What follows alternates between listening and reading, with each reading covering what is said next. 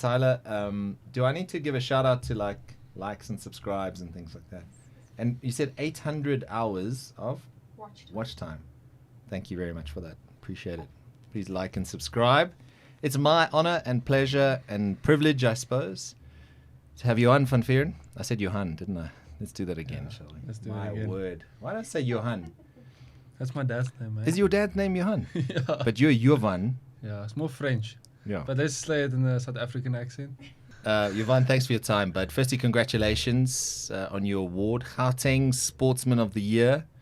That's pretty amazing, bud. And it's been an incredible couple of months for you. World champs, Commonwealth Games medal. Yeah, you must be happy with life at the moment. Yeah, thanks. Yes, thanks for having me. You're welcome. Yeah, I think 2022 was a busy year. I think especially for me, starting with my master's degree. I'm going to ask you to come a little bit closer because Tyler, I can see Tyler's getting very annoyed. And when she gets annoyed, she throws things. And sorry, Tyler, Johan or Jovan is fine now. Kom na Johan. Yeah, just a little bit closer there. Perfect. Carry on. Say fine, sir. Yeah, perfect. Let's Let's start. Actually, before even the Gauteng Awards and that sort of thing, let's go to when did you start doing long jump? Because you were a pretty good 400 meter runner back in the Free State. You know, and that was something you worked on hard. Yeah, I think if I should think about it, I think I started in 20. I was young. I was very, very young. I think you're still young. What are you talking about? As a child, I think at the age of 11. Yeah.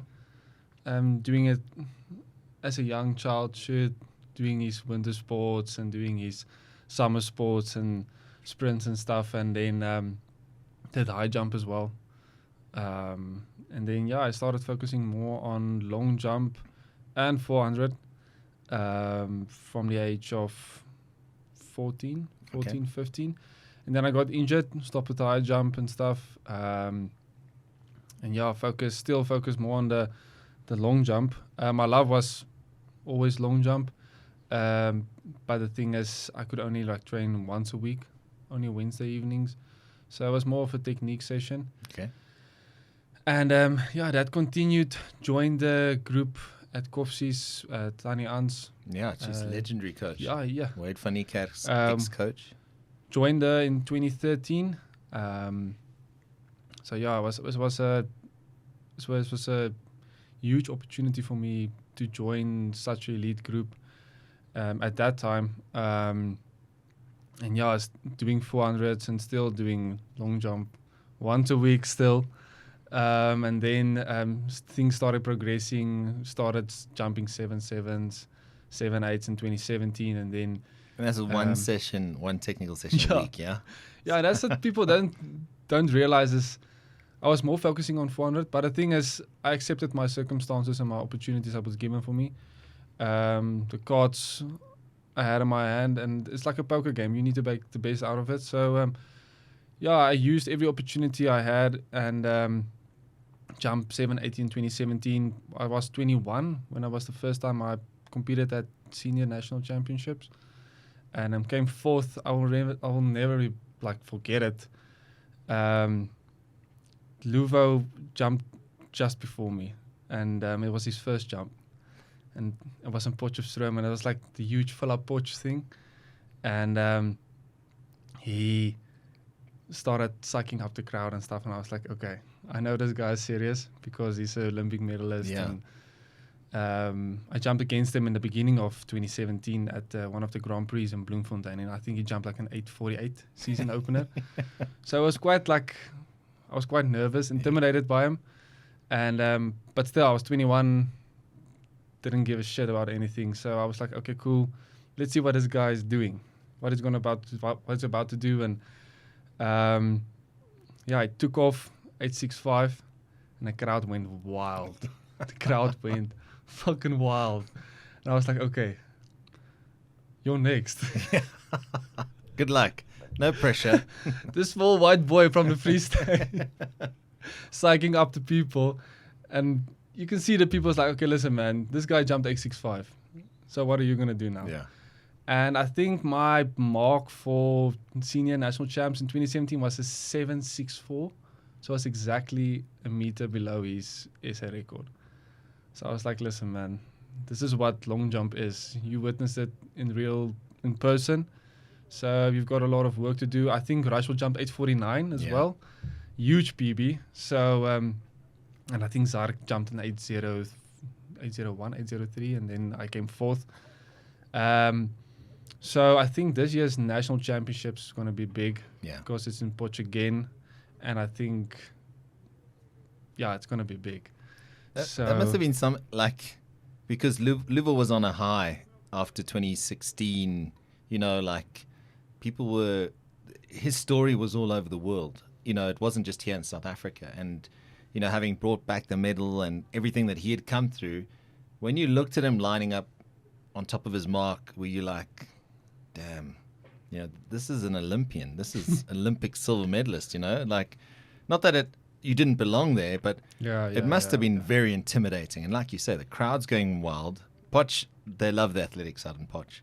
Yeah, I think Potch and Stellenbosch is the two provinces with the most passionate fans, if you call it like that, for athletics. I always loved jumping at Kutsenberg. Potchefstroom was, after 2017, I started hating Kutsenberg because of the 8.65. But as the years gone by, and also jumping 8 meters in Potchefstroom, I started like developing a love for and a soft place for Potchefstroom. But now it's standing behind him or standing next to him. It's a reality check for you. Listen, you think you're a big athlete, and even I was like a junior athlete. I thought I was like, listen, man, I'm a big shot. Yeah. Lining up next to a guy like that, it makes you realize, listen, man, it's hard work. It's hard work. And I know he's a talented guy, but I know he worked hard, especially with Neil. Neil's a very good coach. And even Rushwell. I think Rushwell's a better example for me. Talented guy, but not as talented as Luvo, but his work ethic. Yes. I think Rushwell's work ethic and his self-discipline, and he's an athlete you can look up to. A very good role model for me. A very good friends with him. Had a privilege to be with him in Oregon with the World Championships, and he gave me a lot of like tips and guidance even after the qualifying rounds. I was like, shit, man, I need to go to Birmingham now. But first go back to South Africa, climb on a plane and go back to Birmingham. Because we've been to Rushville's training session, right? Yeah, and it's like insane. So we get the green light. It's like cool. We know athletes tend to warm up or like and especially long jumpers. You don't always jump every day. There's technique. It's all that sort of thing. But Rushville was jumping that day, so his coach was like, he's going to jump this day. Yeah. So be there around about, I think it was 10 o'clock or whatever it was, or something like that. He only jumped at like 12:30 because he is such a consummate professional. The warm-ups, the stretching, the preparing, he gets the headphones on and he's singing to Rocket Man or Elton John. I don't know what it was. That was his thing. But he is a consummate pro. But what it does say to me, Jovan, is that this country's got some serious long jump talent. And regardless of what's happened with Luvo, Zark you mentioned, Rushville, yourself, even the juniors coming through. Even Khotsu is also a good example. Some talent that's come through. And you're part of that now, and you're part of history. You're South African long jump champion, Commonwealth Games medal winner. It just speaks volume that the work you've also put in, man, and your talent alone, from that 21-year-old kid that was going, oh my God, did Luvo just jump 8.65? No, I was done, man. To where you are now, you must be happy with the progress you've made. Yeah, and I'm a type of athlete that will look at other athletes, especially the senior athletes, and be like, listen, man, and I'll be open to it. I'm very open to it and open to learning from the senior athletes. Even I'll message the senior guys, even it's not like a long jump, even it's like weight, or I'll ask them like, listen, man, how do you deal with this? How do you deal with this? And they'll give me like tips and guidance and stuff, and you need to appreciate it and you need to use it, because those people went through the levels of success, and they're willing to work with you and willing to help you to get on top of top of your game. Yeah. So, but when you go back to Rushville and these warm-ups, and you when you're younger, you take those stuff for granted because you're young and you're more flexible and stuff, and you can skip some of the warm-up drills and stuff. But when you get older and you get more professional, you realize, listen, this is your business. This is your business. You need to invest in every aspect of your business, and skipping warm-ups can end up into an injury, and you're out 8 weeks. Yeah. So that's a long time. So that's the problem, and that's where I like realized when I was like 22, 23, I was like, listen, man, your work ethic needs to be like top shape. And at my training sessions, I don't think I'm the most acceptable guy on the training field. Very like rude and aggressive. I'm more of an aggressive athlete.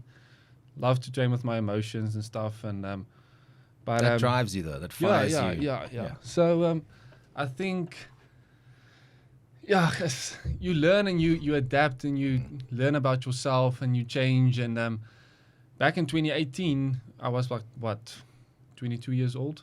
I wasn't the same athlete as I was now in 2023.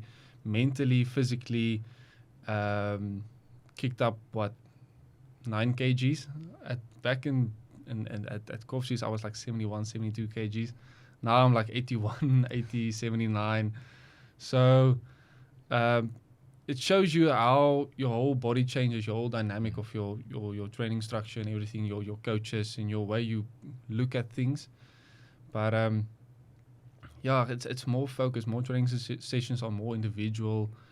And you don't have any time for fooling around at training sessions anymore, because the thing is, like I said, it's your business and you can't play around. And if you have like 2 or 3 or 4 athletes that has the same mindset, I'll work with those athletes. I spoke to my coach yesterday and I was like, I'd rather work with an athlete that jumps 820 or 830 and his work ethic is out of this world. Yeah. Than an athlete that jumps 8'7", 8'6", but it's only talent. Yeah. Because I feel that, listen, there comes a point where you're going to be challenged and you need to be willing to put in the work, because there are athletes more talented than you out there, and it's not always the most talented athlete that wins. That's right. It's the guy who works the hardest. So, I think the point you make there, and it goes across all sport, all aspects of life. You know, talent gets you so far, and it's the cliche, but hard work is the thing that gets you over the line. Yeah. Take us to Birmingham, going in there. You've just experienced world champs, because I think world champs in itself is another story, right? I mean, you're walking around there going, wow, that's that. You know, it's the who's who. It's the big dogs, you know. But going into Birmingham, how are you feeling? Like, Commonwealth Games, there's still pressure. It might not be the world champs stage. Yeah. It's still a big stage, though. Going in there, how did you feel? I think if you can go back to world champs, I mean, pitching up in Oregon and stuff, and I realized, listen, not like you've made it, but you're on the international stage now. Now it's like, listen, you need to perform. Yeah. And I feel most athletes, they're only focusing on, I want to make the team. But that's not where the work stops. It's like you need to go out there and you need to perform. And I remember this as when I walked into the lift on my way to, I think we stayed on the 3rd or 4th floor. And I was a huge fanboy. I was like, look at this guy. And it was only me and Rhys Prescott from Great Britain was in the lift. And I keep looking like this at this guy. I was like, holy shit, man. This is Rhys Prescott. And then I realized, listen, man, you need to calm down now. Yeah. Because he's just as human as me. And and that set the benchmark for me for Commonwealth Games, because I feel some athletes tend to lose focus the moment they get onto the international stage, because, like I said, they get this mindset of, I've made it, I can like chill now, it's fine. And that's where people actually look at you. That's where sponsorships and people and brands and potential business deals and all that stuff, people look at you and be like, listen, hey, this athlete's working hard, and he's a hard-working athlete, and he performs. And going to Birmingham, I remember we had to fly from Oregon back to South Africa, and then we had to stay here for 24 hours. So just washed all the necessary clothes, put it back in the bag, went back to the airport, and fly to... that must suck, though. 24 hours, you know what I mean? Yeah, it was actually it was a huge mental game for me. Yeah. Because the thing is, yeah... Also, you time have to accept difference. it is what it is. No, fair enough, but that's... And so then climbed back on the plane, and I remember I was sitting in the plane, and I was like, listen, man, you're not coming back without a fucking medal. And I was like, listen... That was in business, right? You were right in the front. No. I was there way back. Way back. Your long legs, good luck in economy.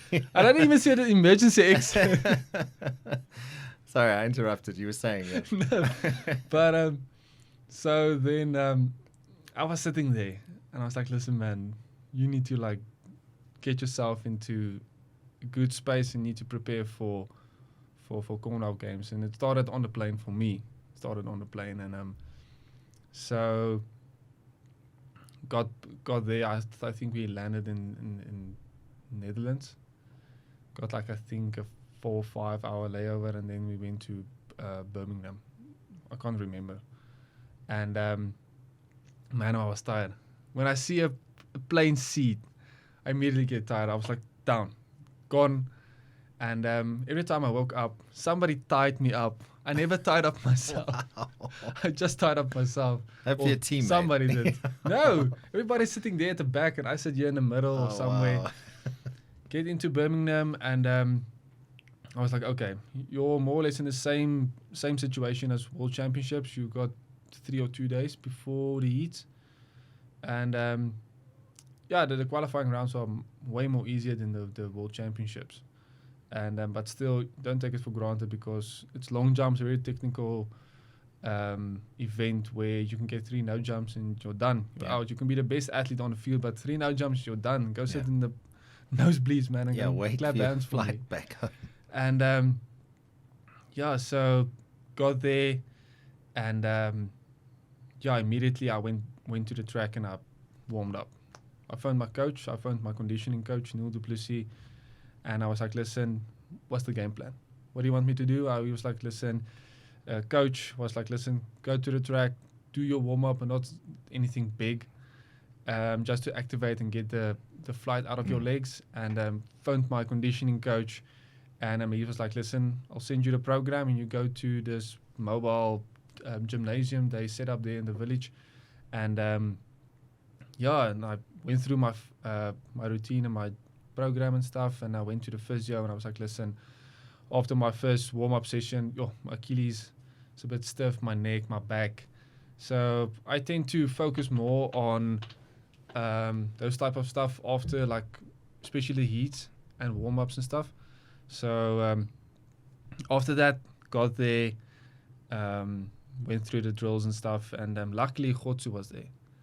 And Neil got delayed in his way of getting his passport for his visa for Birmingham, so he couldn't be there for my warm-ups and stuff, or before the competition and stuff. And Khotsu was there, and Jonathan Tutu was also there, so they helped me with my warm-ups and checking my steps and all that stuff. And I was very privileged to have Khotsu, because Khotsu he was there on the big stage, and Olympic medalist. I think he was the only one or something like that, wasn't it? I think 2008. Yeah, it was the only one. Wonder Boy. Yeah, he brought back the only medal for South Africa. No, but he's also a cool dude. No, he's a cool man. I love him. Guy. And so then went through those jumps, and then went back to the physio, and I was like, listen, okay, so this is what I want you to do. Activated again. So I was like, okay, forget about a flight. You've done your stuff. You feel good. That morning, and the thing is, I realized that day before the heat, you went from Oregon back to South Africa, and I know it's just one day, But you went from, I think it's a 9-hour difference in times. So you went back to South Africa, sleep a little bit, go back to UK. So my mind was like, listen, man, where are you? You had a nap in South Africa. So then I climbed on the bus, and it was the qualifying rounds. I think I jumped like 11 o'clock in the morning. And I was sitting on the bus, and I was like, shit, man, I'm about to fall asleep now. And shot a bit of espresso shots there, and I went to the warm-ups and stuff, and I talked to Jonathan, and I was like, listen, man, where's Neil? And he's like, no, he'll find him, just go through the call room and I'll sort it out. And got there, qualifying rounds and stuff, and I like in South Africa, people don't realize in South Africa, when you get like a full stadium in Potchefstroom, and you never competed like internationally, that's big. Yeah. That's big. It's like what, 5,000 Yeah. people that's watching you.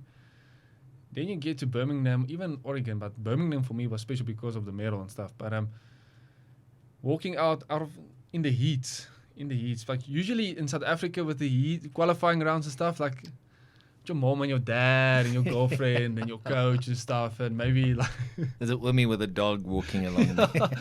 and your team manager making sure you pitched up for the qualifying rounds. And so then I walked out of the tunnel and I was like, shit, it's 30,000 people watching and clapping hands and stuff. So you get like emotional and stuff and psyched up. I was like, you forget about the jet lag and all that stuff.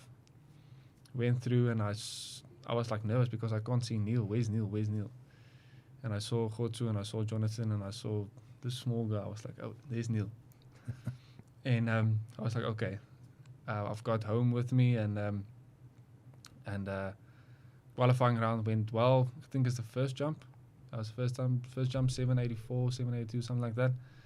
And I remember one of the Australians, Henry Frayne, he asked me like, hey man, why are you still jumping?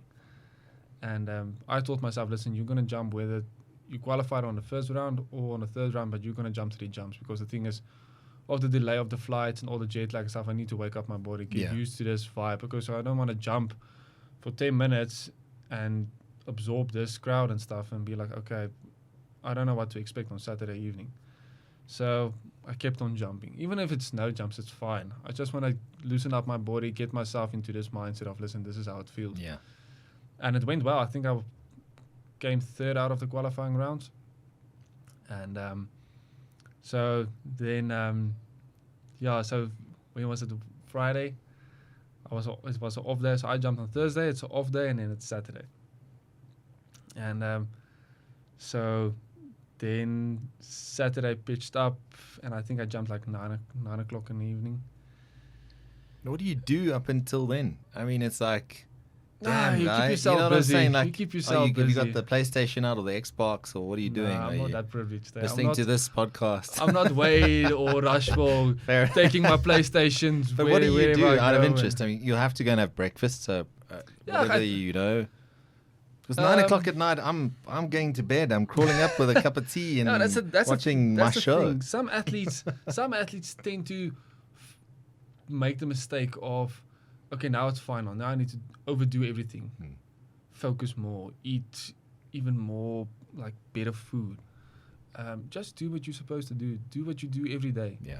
And it's my first time jumping 9 o'clock in the evening. But it was like, okay, waking up, go get yourself a pizza, a full large pizza. Ask the lady. For there. real? A full pizza? Full large pizza. For breakfast?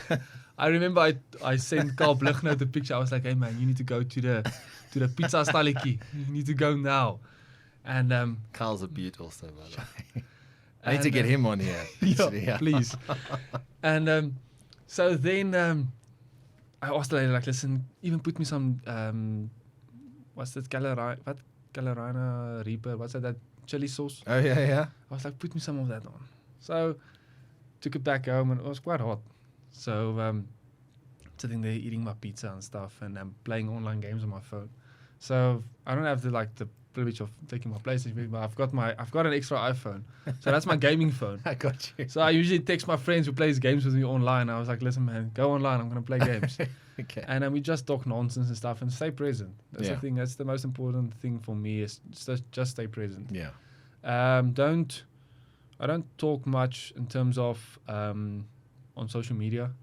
I don't text very much. But in person, if you're with me in the room and stuff, I tend to make a competition out of everything, but still try to stay present, just to keep that competitive mode activated. So are we competing now on some level? Like, what did we? Was it who drank the coffee first? Do you want to down the coffee? I was just wondering. But I get what you mean, staying present, Yeah. because I think the danger is if you're thinking too far ahead. Yeah, if you ever get think- lost in if you your, ever think you're fucked, Yeah. you're done. You're absolutely. done. Yeah. And I made that mistake in Oregon because the thing is, Neil wasn't there. So I was like, listen, man, you need to think like Neil. Yeah. And what Neil will tell you if you do this and this and this wrong. So it's a mistake I made and I've learned from it, so it's fine. And I applied it in Birmingham. So Neil wasn't there in the village. He stayed on his private accommodation and Yacht. stuff. So It's private yacht, eh? What's it? The helipad. no, it's Birmingham, man. It's Birmingham. It's not Naku. I'm just saying.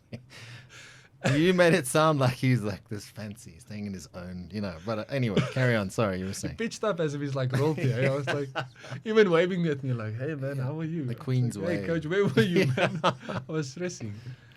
And so, yeah, I found my girlfriend. I was like, hey man, I'm about to go now. And but it's like 12 o'clock in the afternoon.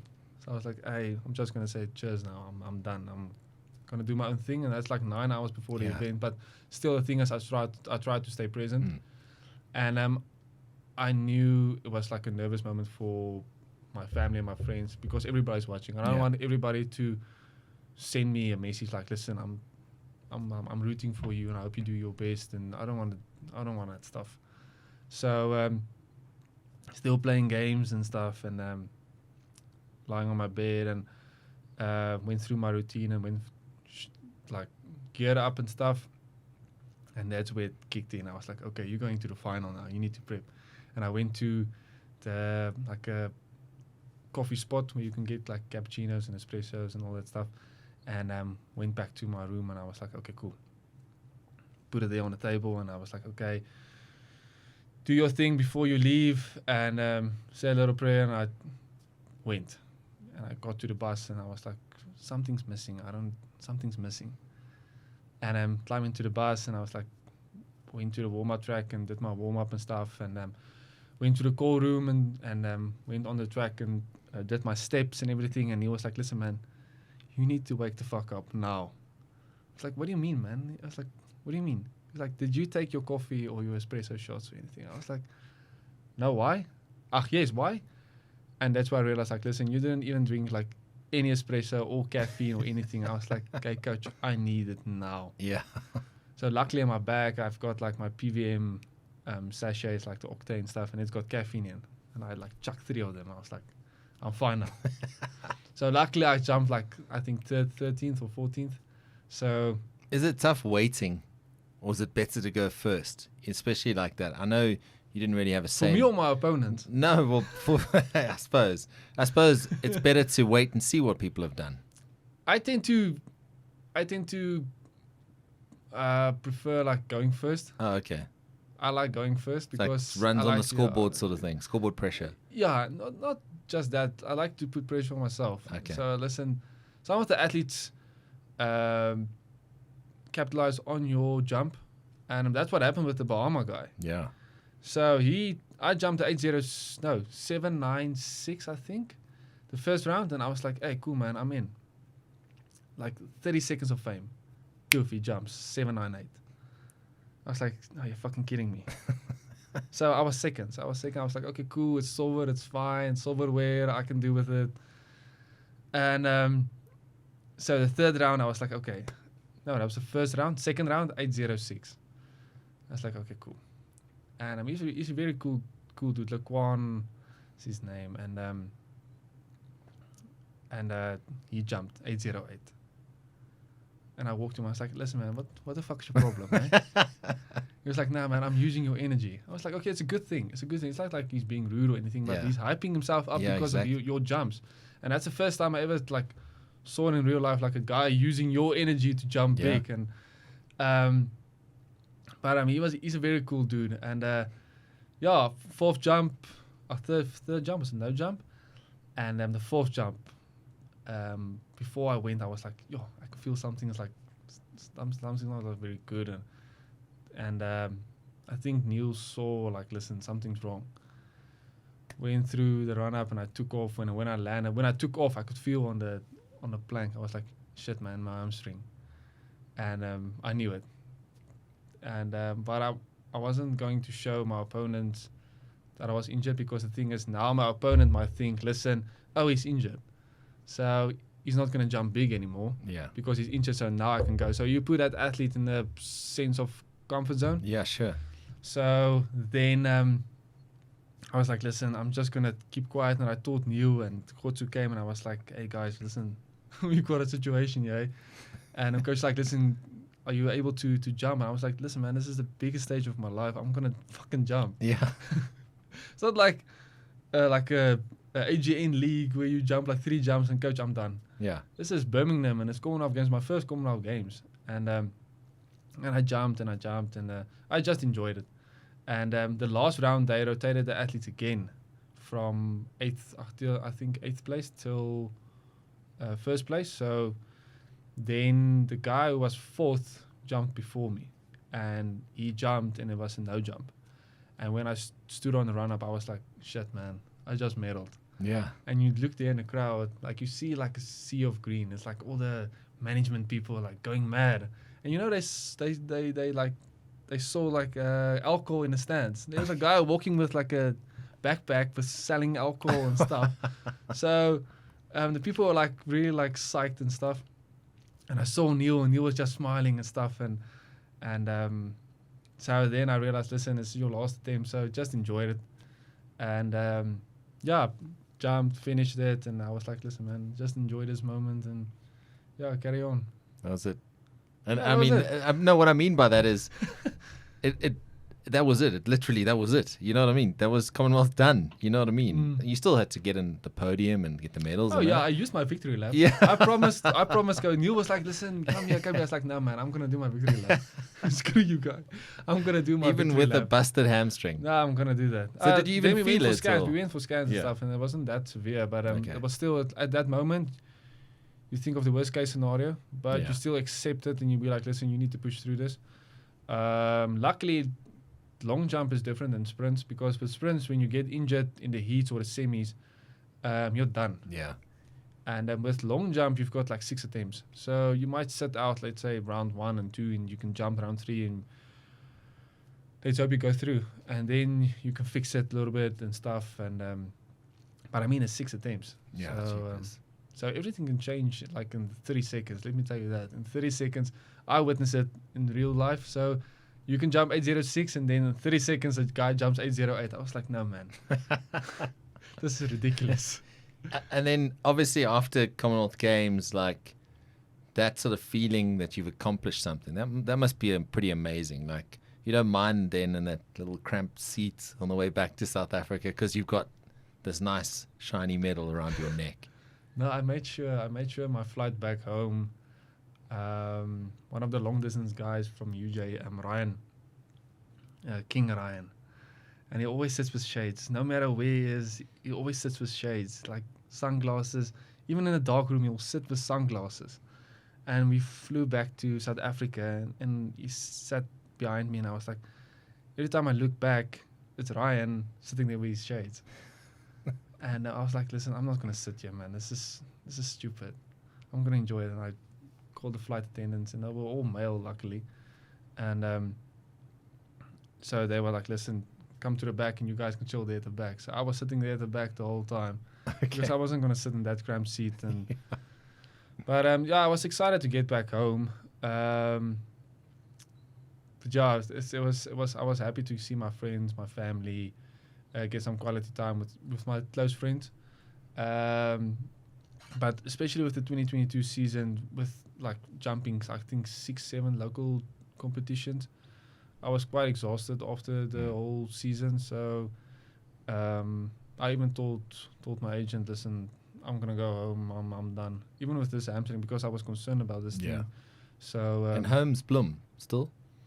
yeah, home I is mean, Bloem. I know you're in Yeah, Pretoria, my but your stays parents in are there. Bloem. So yeah, I went back to Bloem.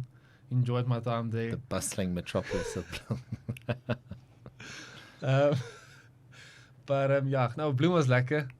It was good seeing my friends and stuff. But most of my friends are from the Northern Cape. They studied in Bloem. Okay. So there are klomp boertjies there from the Northern Cape. But I remember one of my friends, he phoned my girlfriend and she was like, listen, she thought something happened to him.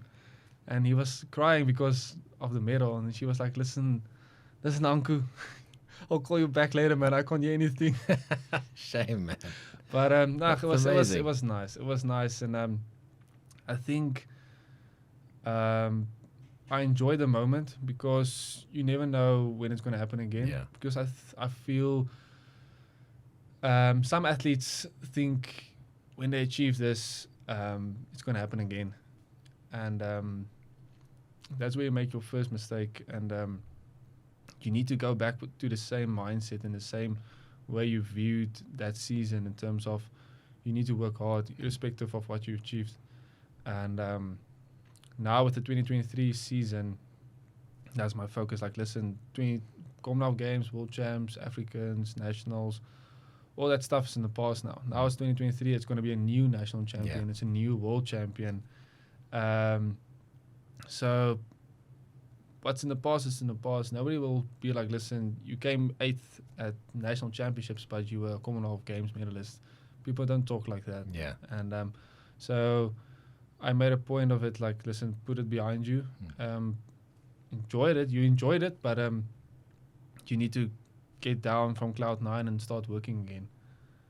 I've been seeing a few training sessions we've been to now, how hard you guys graft. And I know that the season has sort of started later. I don't quite understand it, but your season started a bit later in terms of dates and things like that. But the sort of elephant in the room is the Olympic Games, because you've tasted World Champs, Commonwealth Games, Africa's, but the Olympic Games is still the ultimate. No matter what people say, I personally think people tend to remember Olympic champions more than the world champions. Just with the sort of song and dance that comes with the Olympic Games. Paris is not far away. Is it something that is in your immediate thoughts? I know you're a guy who's very process driven and it literally is meet by meet or training session, but you can't but help but think about Paris and the Olympics and representing South Africa. Yeah, I think for any athlete who takes his sport serious and who's professional and who's like passionate about his sport is he wants to go to Olympics. I mean, somebody told me when I was like 10 years old, you can go further than nationals. And I was like 10 years old. I was like, what do you mean you can go further than nationals? I thought like, listen, this is the pinnacle point. Yeah. And I asked my teacher, I remember that it was in grade 4. And she was like, no, she's not sure. Maybe it's like Commonwealth Games. And she searched it there. She was like, yeah, it's Commonwealth Games, Olympic Games, and it's like World Championships and stuff. And then I realized, like, listen, I want to go to the Olympics. This is cool, man. Wow, that's cool. As a 10-year-old. Yeah, I wanted to go to the Olympics. And even in high school, I was like, listen, I'm a very like obsessed if I do something.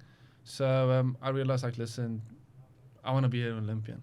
I want to be an athlete. I want to be a professional athlete. I want to make a living out of athletics. And I know sports got a window where you can perform. And I mean, if you're privileged enough and your body is healthy, you can go till the age of 35. I don't know. I don't think limits in terms of age and in your performance. Yeah. But going to the Olympics was always like a goal for me. Yeah. Especially with 2021 with my injury and stuff. That was a huge setback for me. Was it 7 months or something you said? Yeah, I was 7 months out with a pelvic injury. Oh man. So that must have been soul destroying. Yeah, that was bad. That was bad. I think it. Yeah, mentally it was hard. It was mentally very hard because the thing is, I dedicated that whole year to just athletics, so I didn't invest in any other aspect of my life in terms of benefiting me in the long run, like my academics or anything. So I was like, listen, I'm just going to do athletics. And then I remember jumping at one of the meets there, Tux, and I had to realize, like, listen, I trained with the injury, I think, for like 3 weeks, because I couldn't accept the fact that, listen, your season might be like, it's done. Wow. So that's where I knew, listen, your obsessiveness and your drive for your sports and your goals and stuff can sometimes be your biggest nightmare and your biggest enemy.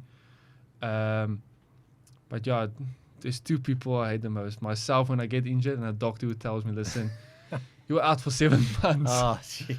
And 6-7 months, irrespective. But yeah, we immediately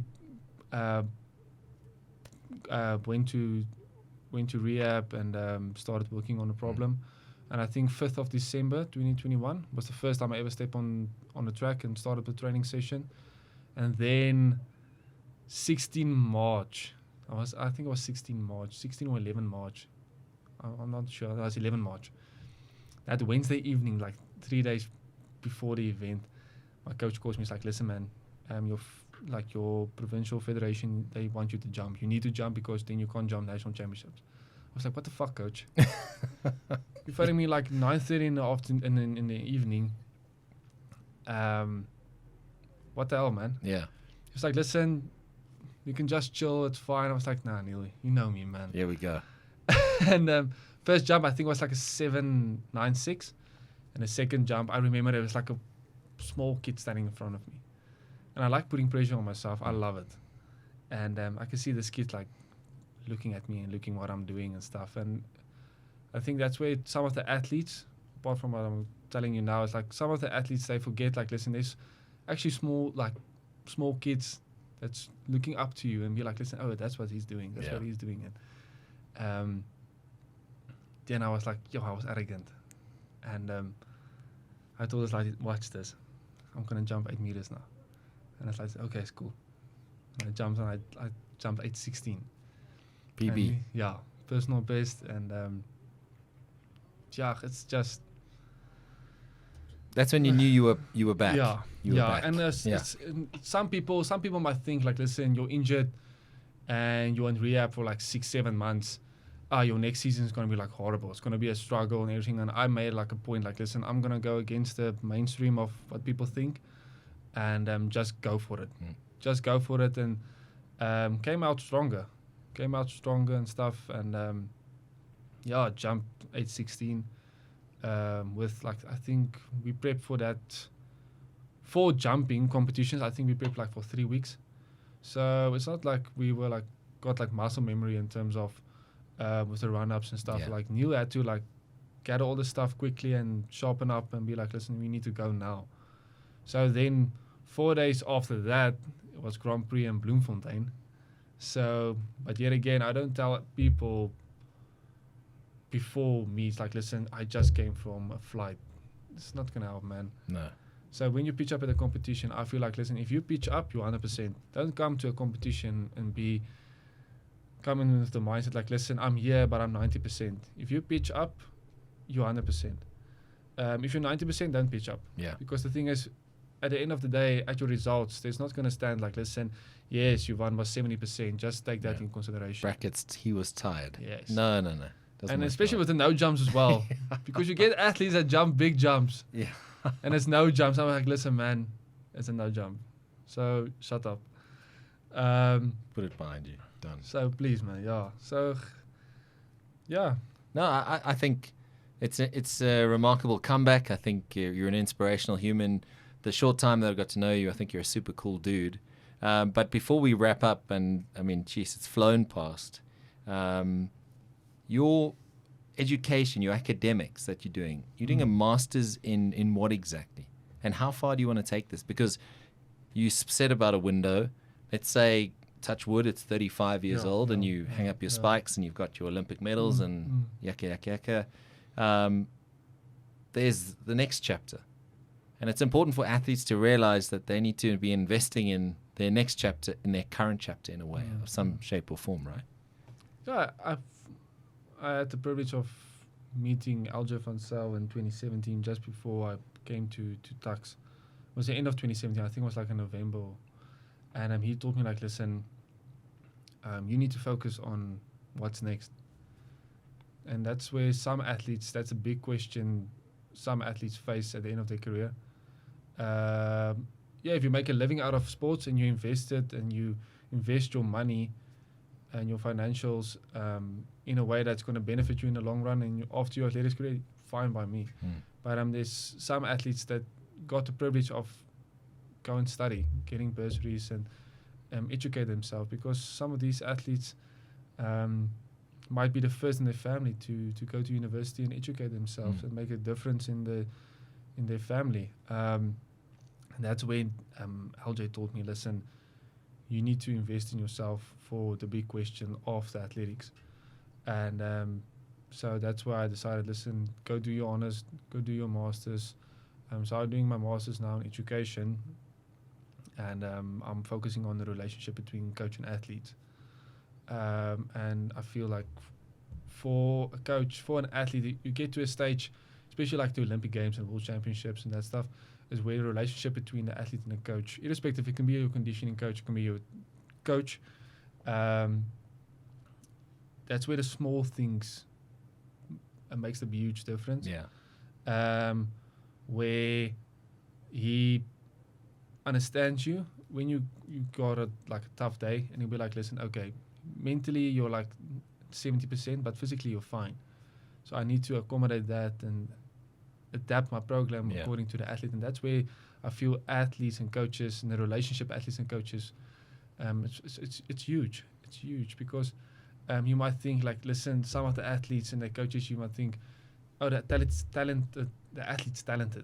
But no, the thing is, the coach understands the athlete. So the coach might be not the greatest in the world, but the thing is, he understands the athlete, and he gets the best out of that athlete. So that's my focus for my masters, is to focus on that. And it's difficult, eh? Yeah, it's I can difficult imagine the for balance, a not professional easy. athlete, and doing a master's degree, it's difficult, especially with, like we talked earlier, like the load shedding and stuff. And man, I need to go buy candles and stuff now. Like, set myself some romantic candles for my laptop and stuff. But no, it's difficult, because sometimes if you got a training session for 2.5 hours, then you need to go back home and you need to eat and recover, and then you go back to your conditioning, and then you need to go back home, eat again, rest up, and then it's load shedding and stuff. So it's difficult. It's difficult, especially now. But it's something I enjoy. I don't always get the time to. I've always got a plan and a structure like this, and you need to do it now. But I don't always like stick to it, because you get these sideline curveballs and stuff of life. But yeah, I enjoyed it. I think for now, if I finish with my masters, I will just stick with my masters for a bit, focus on athletics, especially with Paris next year. Because it's going to be huge. Paris is going to be, it's going to be massive, because I think, I've worked hard for it. So, and I think if preparation goes well, athletes might perform well, even me. So let's see what happens. Jovan, I have no doubt you're going to be in the medal mix in Paris. I wish you all the best for the year ahead. Thanks, And we look forward to seeing you in action. And you've been a fantastic guest. Thank you so much for coming through, making the trek here. But as Tyler says, please like and subscribe. Thank you, Jovan van Vuuren. Appreciate your time. Thanks, Yas.